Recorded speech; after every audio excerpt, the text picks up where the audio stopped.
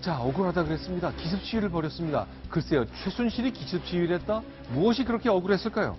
자, 먼저 특검에 출석하는 그야말로 체포영장 발부돼서 끌려 나온 최순실 씨의 모습 영상으로 정리했습니다.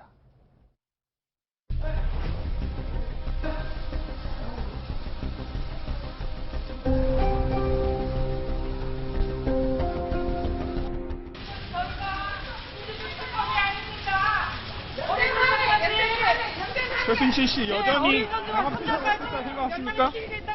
최순실 씨 여전히 강압수사했다 생각하십니까? 박 대통령하고 모든 공동체임을 밝히라고 자백을 강요하고 있어요. 이거는 너무 억울해요. 우리 애들까지 다 어리숙자까지 이렇게 하는 거는. 자, 김세현 변호사. 저런 거는 어떻게 좀 해석을 해야 되는 겁니까? 왜 그랬을까요? 저는 의도가 있다고 봐요. 네. 최순실 씨가 나름대로 준비를 한 거고 공동 책임을 강요하고 있어요라고 하고 아까 잘 드리지 않았지만 뭐 지갑 얘기도 합니다. 경제적 뭐 어쩌고 돈을 같이 썼다고 해요. 이런 그렇죠. 취지의 얘기도 하거든요. 네. 결국 아마 최순실 씨가 노리는 건 두 가지일 겁니다. 하나는 저는 박근혜 대통령한테 던지는 메시지라고 저는 보거든요. 네. 뭐 이런 거죠. 뭐 비유가 적절한지 모르겠지만 언니 나는 끝까지 버틸 거야. 네. 언니도 버텨. 저들은 언니하고 나하고 지갑을 같이 썼다고 하는데 그건 아니잖아. 나는 아니라고 할 테니까 언니도 버텨라는 대통령을 하는 메시지가 하나 있는 것이고 또 하나는 그 대통령의 지금 지지자들이 여성 지지자들이 뭐 이 방송국 앞에서도 주말마다 태극기 집회하지 않습니까? 네. 아마 그 사람들을 향한 그분들을 향한 메시지도 있을 거예요. 네. 이 특검이 정치적 목적을 가진 특검이 나와 대통령을 이렇게 강압적 압박을 하니 빨리 여러분들이 나와서 대통령을 구해주세요. 라는 말을 하고 싶어서 저렇게 네.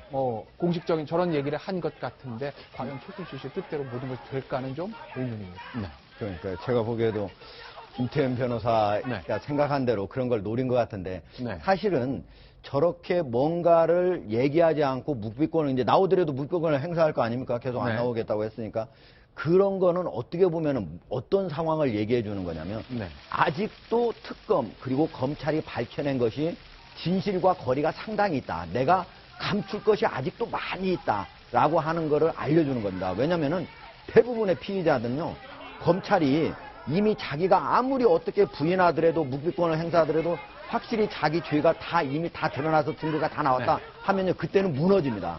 근데 저렇게 무너지지 않고 끝까지 부인하고 그다음 묵비권을 행사한 건 아직도 완전한 진실에 검찰이나 특검이 당하지 못했다는 걸 보여주는 겁니다. 실제로 어제 저희가 소개해드렸습니다만 김진태 의원이 자기가 어서 들었는데 특검이 최순실 수사하면서 3대를 멸하겠다고 압박하더라. 이거는 자백을 강요한 것이라 이런 건 구속수사해야 된다고 얘기하게 있었는데 딱 있는 얘기를 잇따라 김진태 의원에서 최순실 씨도 한 얘기거든요.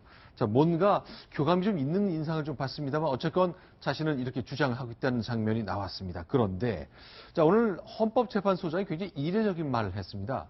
자, 3월 13일까지는 이번 모든 심리를 마치겠다. 그래서 탄핵을 받아들일지 배척할지 결정하겠다고 얘기했네요. 아주 이례적인데 어떤 장면인지 일단 헌법재판소 소장의 목소리 듣겠습니다. 재판소장인 저희 임기는 1월 31일 만료하게 됩니다. 한 분의 재판관 역시 3월 13일 임기 만료를 목전에 두고 있습니다. 재판관 1인이 추가 공석이 되는 경우 심판 결과를 왜곡시킬 수도 있기 때문에 늦어도 3월 13일까지는 이 사건의 최종 결정이 선고되어야 할 것입니다. 자, 김태현 변호사, 저 얘기는 왜 나온 거죠? 일단은 지금 헌법재판소에 제가 그 탄핵 의결 정족수를 말씀을 드리면 9명의 재판관 중에서 6명이 찬성을 하면 탄핵이 인용이 됩니다. 네. 즉 3분의 2 이상의 찬성을 원하는 거죠. 그게 우리 헌법의 정신인데요. 네. 그런데 1월 31일 날 소장인 박한조 소장이 퇴임을 합니다. 6년 임기를 다 마치는 그렇죠? 거죠? 예. 그리고 3월 13일에 이정미 재판관이 또 퇴임을 합니다. 네. 그러면 7사람이 남습니다. 나머지 7사람이죠? 예, 그러니까 3월이 넘어가면 7명이 심리를 해서 그 중에서 만약에 한 명이라도 사퇴하면 당연히 표결은 불가한 것이고요. 아예 심리 자체가 안 되는 것이고요. 7명이 3월 13일 이후에 가령 그렇죠. 어느 분 하나가 나 그만두겠다고 사퇴하면 예. 결정을 내릴 구조가 안 된다는 그렇죠. 얘기예요. 그러니까 갑자기 나 너 몸이 너무 안 좋아서 못 하겠는데? 라고 하고 사표를 내면 7명이 안 되니까 아예 심리 자체가 안 되는 것이고 네. 표결 자체가 안 되는 것이고 그게 아니라 정상적으로 심리가 된다고 하더라도 7명 중에서 2분만 반대를 하게 되면 그러면 네. 탄핵이 기각이 되는 것이거든요. 네. 그렇기 때문에 이것이 원래 헌법 정신에 맞냐, 정족수가 왜곡될 수도 있는 거 아니야, 실질적으로. 그러니까 나는 물리적으로 지금 사퇴할 1월까지는 어떻게 안 돼, 물리적으로 불가능하겠지만 최소한 이정미 재판관이 나가는 3월 13일 전에는 결론이 내야 되는 것 아니냐, 이게 네. 헌법재판소장인 박한철 소장의 얘기입니다. 예. 네. 저게 이제 오늘 아침에 9차 변론기일에 이제 박한철 소장이 한 얘기인데요. 네. 박한철 소장은 오늘이 마지막입니다. 이제 더 이상 1월 31일 날 이제 드디어 퇴임을 해야 되니까 그 다음은 이제 설 연휴가 시작되지 않습니까? 네. 그러니까 오늘이 마지막인데 그 전에 8차 변론기일에서 무려 박 대통령 대리인단 측이 39명의 증인을 신청을 했습니다. 네. 그러니까 갑자기 무더기로 이렇게 신청을 하게 되니까 그러면은 대략적으로 2월 말까지 정리가 되겠구나 이렇게 생각했는데 갑자기 추가적으로 이렇게 하니까 아 이거는 혹시 박 대통령 대리인단 측이 이거를 일부러 지연 전술을 쓰는 거 아니냐 네. 이런 생각을 하게 되면서 박 대통령 대리인단을 향해서 어떻게 보면 약간의 경고의 메시지를 날린 겁니다. 저희. 자, 그러면 이건 어떻습니까? 그러니까 뭐 박한철 선재소장이 3월 13일까지 한다는 시한은 정했는데 인용하겠다 말겠다 말한 적도 당연히 없지요. 예. 그런데 시한을 정해놓고 하는 재판이 어딨냐라고 질문한 분도 있더라고요. 예, 이건 어떻게 당연히 그 문제 제기가 될 수 있을 것 같습니다. 왜냐면은 뭐 시한이라고 하는 거는 물론 네. 그 전까지 내심으로 이때까지는 좀 마치는 게 바람직하겠다 이렇게 생각은 할 수 있습니다. 네. 그럼에도 불구하고 그거를 공개적으로 나는 이때까지 이거를 마칠 때니까 거기에 협조해달라 이렇게 얘기하는 거는 제가 보기에는 원론적으로는 좀 맞지 않는 것 같고요. 맞지 않습니까? 예, 원론적으로는 봐가지고 그거를 공개적으로 얘기하는 건 좀 맞지 않은 거. 다만 네. 그럼에도 불구하고 전체적으로 우리나라 국민들이 가능한 네. 한 빨리 하기를 원하고 있고 그리고 적어도 처음에 만약에 그 사람들이 꼭 필요한 사람들이었다면 39명이 네. 처음부터 증인을 신청해 하는 게 맞지 않습니까? 그런데 그동안에는 그냥 이 정도로 해가지고 지연 전술을 써야 되겠다 했는데 헌재에서 여러 검찰에 있는 여러 진술서들을 증거로 채택하고 빨리빨리 갈 것 같으니까 아무래도 3월 13일 이후까지 우리는 해야 되겠다 생각을 했는데 네. 그 전에 마무리가 될 것 같으니까 박근혜 대통령 대리인단을 추가적으로 하고 나니까 이거는 좀 아닌 거 아니냐 하고 질타를 하기 위해서 그 얘기 날짜까지 얘기를 할 수밖에 없었던 것 같습니다.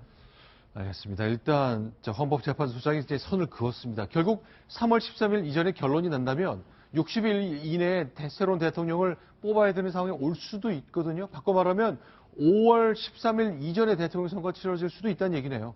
많이 빨라지는 거 아닙니까? 그럼? 그렇죠. 이제 소위 말하는 이제 벚꽃 대선이라는 얘기 하지 않습니까? 네. 3월 13일 전에 선거가 나면 이제 벚꽃 대선이 되는 가능성이 현재로서는 높아 보이고 이미 헌재 소장이 저렇게 공개적으로 얘기한 데에는 아마 헌법재판소 재판관들끼리 그런 정도의 아마 의사의 합치, 그러니까 완전한 합치는 아니겠지만 서로 이제 묵시적으로 아마 그런 생각을 했을 겁니다. 뭐 아무리 늦어도 3월 13일 전에는 결론은 날 것 같다. 아마 그것이 헌법재판소 재판관들의 지금 다수의 생각이 아닐까 싶고요. 글쎄요, 이게 신속한 재판도 중요하고 공정한 재판도 중요하고 사실은 신속하고 공정한 재판을 동시에 양립한다는 게 사실은 굉장히 어려운 일이지만 네. 이게 워낙 지금 국론이 크게 분열돼 있고 그리고 이 탄핵 결정 이후에도 찬성파와 반대파가 또 찬반으로 갈려져서 싸울 가능성도 있기 때문에 헌재가 좀 힘들겠지만 신속하고 공정한 판결 내려주기를 기대해 보겠습니다. 알겠습니다. 지금까지 5가지 소식 정리했습니다.